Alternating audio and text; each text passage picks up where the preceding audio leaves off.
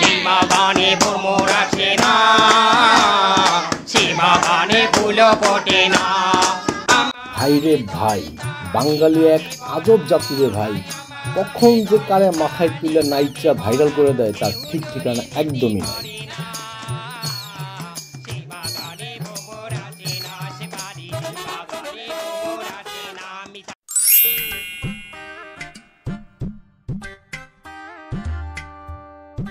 কয়দিন করলেন পরিমণিরে নিয়া, তারপর হইল জায়েদ খানের নিয়া,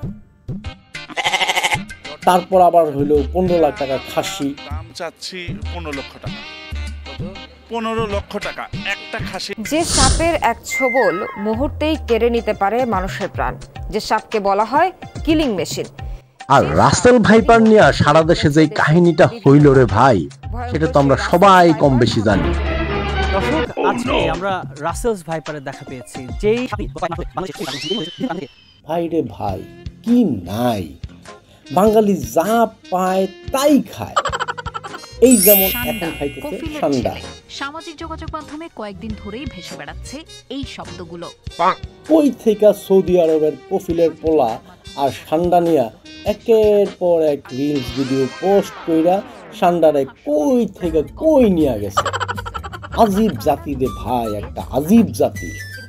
একটা লিমিট থাকে, বাঙালি সেই লিমিটটার একদম ক্রস করে ফেলছে।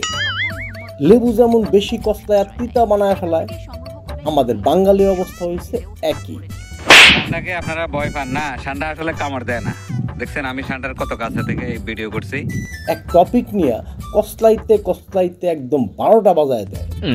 দেখেন, সবার কসলানি দেখা 2টা ভিউয়ের আশায় আমিও বানায় ফেললাম ঠান্ডা নিয়ে ভিডিও।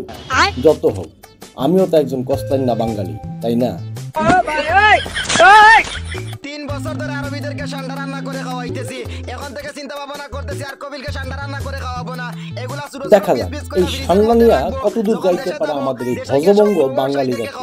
কারণ এদের নুনু অনেক ছোট, এগুলা খাইলে অনেক চারিদিকে অসংখ্য ইস্যু, অথচ সেগুলোর কোনো খবর নাই।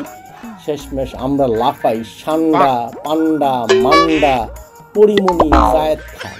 হায় রে বাঙালি, गोलमाल है भाई, सब गोलमाल है।